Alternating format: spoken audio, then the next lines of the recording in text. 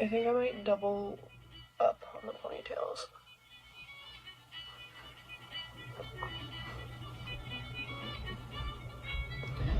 Okay. Calling me from my kid's phone. Hello? Maybe the child. Did you just... To buy child, yeah? You picked up my child. Ah, Why are you calling me from his phone? I want to buy a child.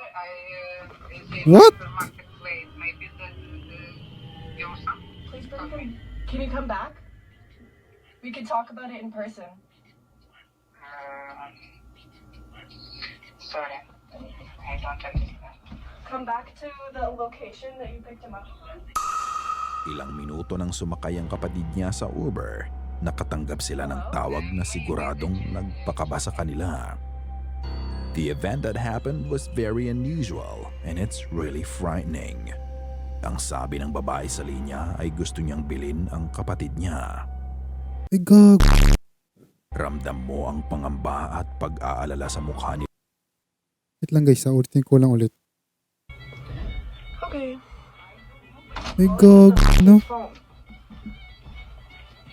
Hello? Gustong bilhin. Maybe the child. Did you just... To buy child, yeah? You picked up my child. Ah, Why are you calling me from his phone? Nagulat ako sa sinabi ng babae. Gag. I want to buy a child. Is it marketplace? Maybe your son? Please bring him. Can you come back? We can talk about it in person. Di mali na yan. Sorry, I don't understand. Come back to the location that you picked him up. Tarantado eh, no? Ilang minuto nang sumakay ang kapatid niya sa Uber, nakatanggap sila ng tawag Gustong na bilhin siguradong nagpakaba yung sa bata. kanila. The event that happened was very unusual and it's really frightening. Ang sabi ng babae sa linya ay gusto niyang bilhin ang kapatid niya. Ramdam mo ang pangamba at pag-aalala sa mukha nila kaya mabilis silang gumawa ng aksyon at sinabi sa babaeng nasa kabilang linya na ibalik ang kapatid niya kung saan niya sinundo ang bata at mag-usap muna sila.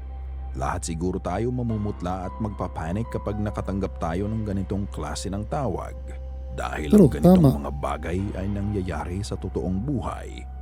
May mga sindikato na bumibili o hindi kaya ay nangunguha ng mga bata katulad ng mga napapanood natin sa balita and most of them hindi na nakakabalik pa.